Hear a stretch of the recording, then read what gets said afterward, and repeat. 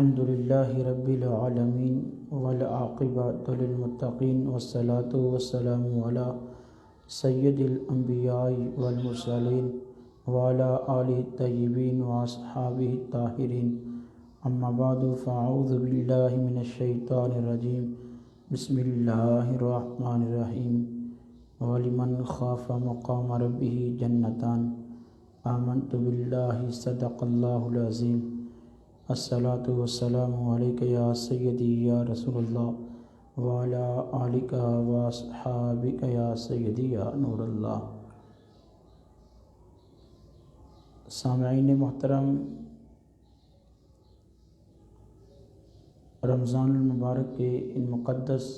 اور ببرکت لمحات کے اندر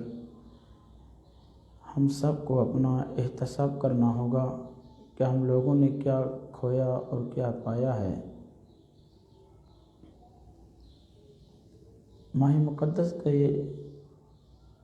ان پر انوار لمحات میں ہمیں سوچنا ہوگا کہ ہم نے کیا کچھ ابھی تک کھویا، کیا پایا۔ حضور نبی کونین صلی اللہ تعالی علیہ وسلم کا فرمان ہے کہ جو بندہ اللہ کی شنودگی کے لیے روزہ رکھتا ہے، اللہ تعالیٰ اس کے سب کا گناہ معاف فرما دیتا ہے۔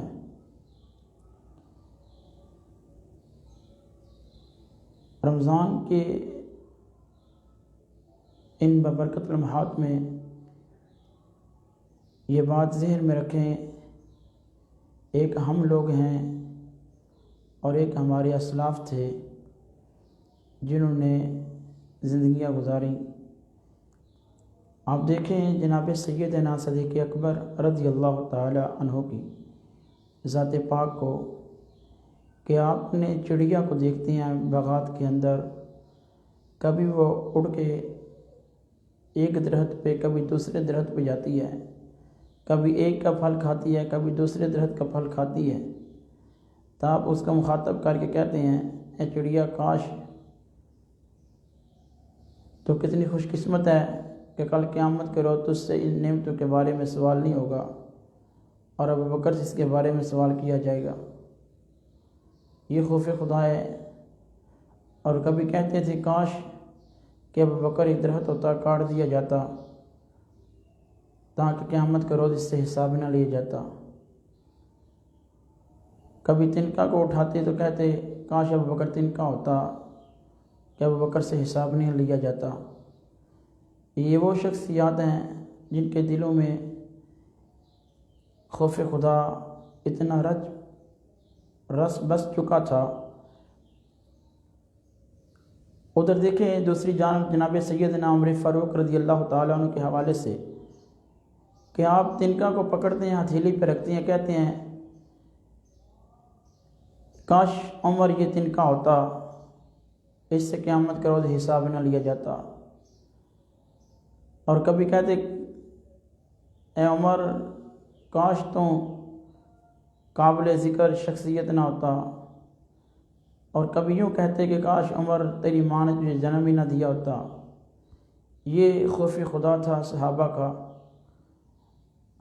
آج دیکھ لیں کہ ماہ مقدس کے اندر ہمارے اندر کتنی خشیت الہی ہے کہ رمضان کا مہینہ ہو، ہر دوسرا بندہ جو ہے وہ دو نمبری کرتے نظر آتا ہے، روزہ بھی رکھا ہے، چہرے پہ سنت رسول بھی ہوتی ہے، بظاہر مسلمان بھی ہے، لیکن لوٹ مار میں وہ سب سے آگے ہوتا ہے، دو نمبری کرنے میں، خیانت کرنے میں، ذخیرہ اندوزی کرنے میں۔ لیکن میں بتانا چاہتا ہوں کہ آج ہمیں اپنے اسلاف کو یاد کر کے اپنی زندگیوں کو گزارنا چاہیے۔ حضرت عثمان غنی رضی اللہ تعالیٰ عنہ کی ذات پاک کو دیکھ لیں آپ کہ آپ جب کبھی قبرستان سے گزرا کرتے تھے تو قبر کو دیکھ کے روتے، اتنا روتے آپ کی داڑھی مبارک تر ہوتی، کپڑے مبارک بھی تر ہوتے، زمین تر ہو جاتی۔ تو کسی نے سوال کیا یا امیر المومنین، آپ تو ہم زلف علی ہیں، آپ دماد رسول ہیں، آپ ذو النورین ہیں، اور کئی مرتبہ نبی مکرم صلی اللہ علیہ وسلم نے آپ کو جنت کی بشارت بھی عطا فرمائی ہے، تو آپ کیوں روتی ہیں اس قدر؟ آپ جنتی ہیں، حضور کی زبان سے پاک سے یہ الفاظ نکلے ہیں۔ اور یہ بات ذہن میں رکھے کہ صحابہ کو اپنے پاک نبی صلی اللہ علیہ وسلم کی زبان پہ یقین کامل تھا کہ حضور نے جنتی ہونے کی بشارت دی تھی۔ حضرت عثمان غنی فرماتی ہیں، سوال کرنے والے جس نبی کریم صلی اللہ علیہ وسلم کی زبان پاک سے یہ الفاظ نکلے کہ عثمان میرا جنتی ہے، اسی پاک نبی صلی اللہ علیہ وسلم کی زبان سے یہ بھی الفاظ نکلے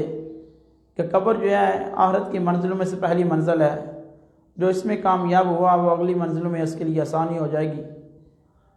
یہ وہ صحابہ تھے جن کو نبی مکرم صلی اللہ علیہ وسلم نے اپنی زبان پاک سے یہ فرمایا، وہ زبان جس کے بارے میں قرآن بھی گواہی دیتا ہے، وَمَا يَنْطِقُ عَنِ الْهَوَىٰ إِنْ هُوَ إِلَّا وَحْيٌ يُوحَىٰ، کہ حضور جب بھی بولتے ہیں وہ رب کا کلام ہی بولتے ہیں، اپنی مرضی سے کچھ بھی نہیں بولتے۔ حضور نبی مکرم صلی اللہ علیہ وسلم نے اپنے صحابہ کے بارے میں فرمایا، میرے مرشد کے کامل، میرے مربی حضور پیشوا اہل سنت اپنی کتاب خلفائے راشدون کے اندر ان صحابہ کی شان کے اندر حدیث نقل کرتی ہیں۔ فرمایا نبی مکرم صلی اللہ علیہ وسلم نے، ابو بکر فی الجنہ و عمر فی الجنہ و عثمان فی الجنہ و علی فی الجنہ و طلحۃ فی الجنہ و زبیر فی الجنہ و عبد الرحمن بن عوف فی الجنہ و سعد فی الجنہ و سعید فی الجنہ و ابو عبیدہ بن الجراح فی الجنہ۔ جناب نبی مکرم صلی اللہ علیہ وسلم نے فرمایا، میرا ابو بکر بھی جنتی ہے، میرا عمر بھی جنتی ہے، میرا عثمان بھی جنتی ہے، میرا علی بھی جنتی ہے، طلحہ و زبیر بھی جنتی ہیں، عبد الرحمن بن عوف بھی جنتی ہیں، سعد اور سعید بھی جنتی ہیں، ابو عبیدہ بن جراح بھی جنتی ہیں۔ پھر نبی مکرم صلی اللہ علیہ وسلم نے دوسری حدیث مبارکہ ہے، حضرت علی رضی اللہ تعالیٰ عنہ فرماتے ہیں، حضور نبی مکرم نور مجسم صلی اللہ تعالیٰ علیہ وسلم نے فرمایا، ابو بکر و عمر سیدہ کہولی اہل الجنہ من الاولین والآخرین، فرمایا ابو بکر و عمر یہ جنتی عمر سیدہ لوگوں کے سردار ہیں، اولین میں سے اور آخرین میں سے، ما خلا النبیین والمرسلین، انبیاء کو اور مرسلین کو چھوڑ کر، جن کے بارے میں نبی مکرم صلی اللہ علیہ وسلم نے کئی بار جنتی ہونے کی بشارت عطا فرمائی۔ حضرت ابو موسیٰ اشعری رضی اللہ تعالیٰ عنہ بیان کرتے ہیں، کہتے ہیں حضور نبی مکرم صلی اللہ علیہ وسلم جلوہ فرما تھے، مدینہ المنورہ کے باغات کے اندر دروازے پہ دستک ہوتی ہے، حضور نبی مکرم صلی اللہ علیہ وسلم نے فرمایا، آنے والے کے لیے افتح لہو، آنے والے کے لیے دروازہ کھولو، وبشرہ بالجنہ، اور آنے والے کو جنت کی بشارت عطا فرماؤ۔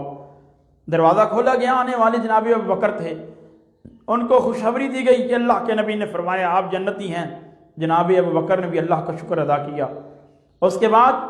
پھر دروازے میں دستک ہوتی ہے، حضور فرماتے ہیں افتح لہو فبشرہ بالجنہ، آنے والے کے لیے دروازہ کھولو اور اس کو آنے والے کو جنت کی بشارت عطا فرماؤ۔ حضور نبی مکرم صلی اللہ علیہ وسلم کے کہنے پہ دروازہ کھولا گیا، آنے والے کو جنت کی بشارت عطا کی گئی۔ آنے والے جناب عمر فاروق رضی اللہ تعالیٰ عنہ کی ذات تھی۔ یہ وہ صحابہ ہیں، یہ وہ نفوس قدسیہ ہیں جن کو نبی مکرم صلی اللہ علیہ وسلم نے کئی بار جنتی ہونے کی بشارت عطا فرمائی، لیکن خوف خدا کا عالم یہ تھا کہ ابو بکر چڑیا کو دیکھ کے کہتے ہیں، واہ چڑیا تو کتنی اعلیٰ اور عمدہ چیز ہے کہ قیامت کے دن تجھ سے حساب نہیں ہوگا، کاش ابو بکر سے بھی حساب نہ لیا جاتا۔ اور جناب عمر فاروق کہتے ہیں،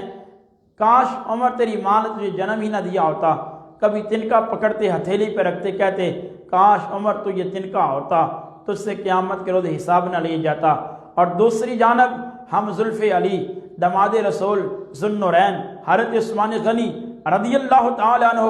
پہلے عرض کر چکا ہوں، قبر کو دیکھ کے روتے تھے، اور اتنا روتے، داڑھی مبارک تا روتی، آپ کا لباس تا روتا، زمین تا روتی۔ پوچھنے والا پوچھتا، حضرت رونے کی وجہ کیا ہے، کیوں روتی ہیں قبر کو اتنا دیکھ کے؟ فرمایا میرے نبی کریم صلی اللہ علیہ وسلم نے فرمایا، یہ قبر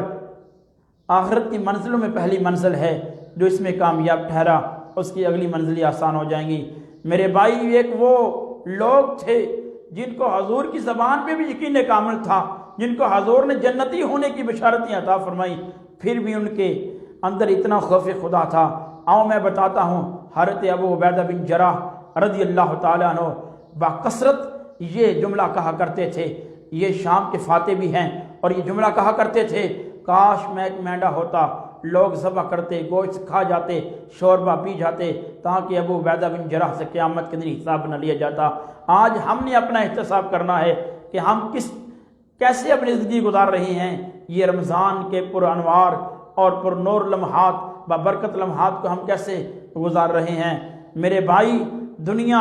فانی ہے، دلا غافل نہ ہو یکدم، یہ دنیا چھوڑ جانا ہے،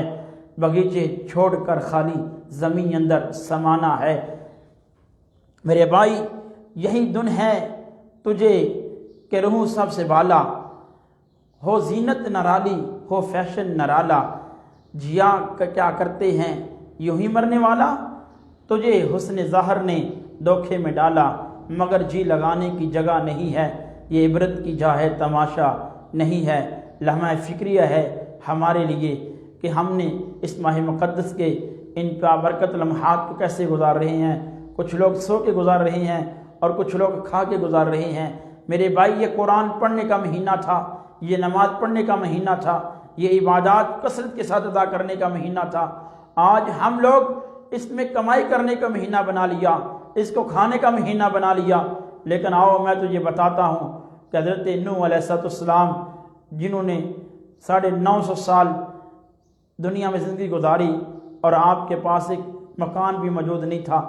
بانس کی جھونپڑی میں آپ نے ساری زندگی کو گزارا، اور کہنے والے نے کہا جناب اعلیٰ اللہ کے نبی ہیں آپ اپنے لیے عمدہ مکان تیار کریں، تو آپ کہا کرتے تھے، اور میرے بھائی، مسافر کو مکان کی ضرورت نہیں ہوتی، یہ دنیا مسافر خانہ ہے، ہر ہی کسی نے اسی سے جانا ہے، مسافر کو مکان کی کیا حاجت ہے۔ آج دیکھیں، آج جس دنیا کے پیچھے ہم بھاگ رہے ہیں،